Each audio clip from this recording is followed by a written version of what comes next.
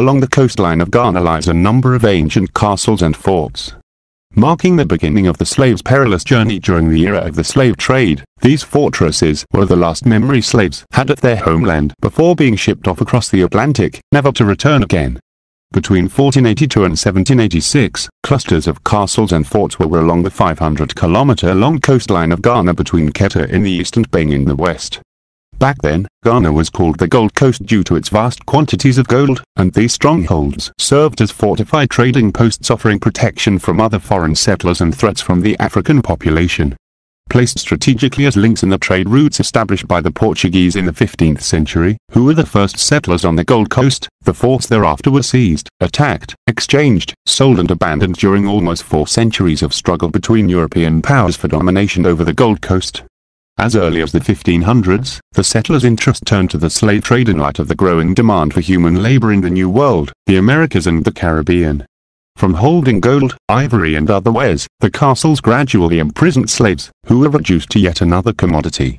The majestic fortresses along Ghana's breathtaking coast housed dark dungeons, overflowing with misery and despair, right up until the slave trade was gradually abolished by each of the colonial powers in the first half of the 1800s. But by this point, the irreversible and immeasurable damage was done, and from West Africa alone it is estimated that 6 million slaves had been shipped to other countries. About 10,115% perished at sea during the so-called Middle Passage, never reaching their final destination. The castles were the ultimate stop in many ways.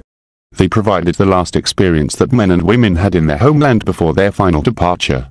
For those who didn't make it to the New World, the castles were the last place they ever saw on land. The last shreds of hope would wither away with every day of captivity in the castle. On the seaboard side of the coastal slave castles was the door of no return, a portal through which the slaves were lowered into boats, and then loaded like cargo onto big slaving ships further out at sea, never to set foot in their homeland again and with a final goodbye to the freedom they once knew. Door of no return. And the door was ordinarily short and narrow, so that only one person would be able to walk out of it. But it was enlarged after the slave trade because the Europeans, after 1833, were still here doing businesses.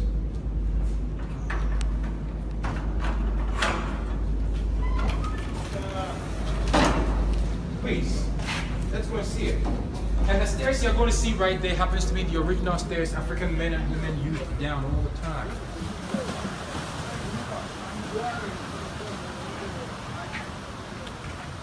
Slaves were kept in the castles for an average of 2 months under the most inhumane conditions.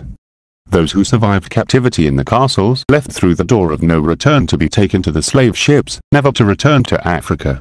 The door of no return is in the outer walls of the castle, facing the sea, and was named as such, because once slaves walked through it they never returned. At the door of no return the slaves were led into boats that transferred them onto big ships farther down the sea, for the long and horrible journey to the Americas.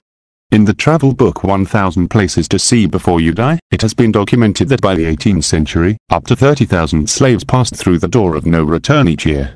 According to one Malawian travel guide who visited the Elminga Castle, you can always feel the suffering in the air, it's unsettling.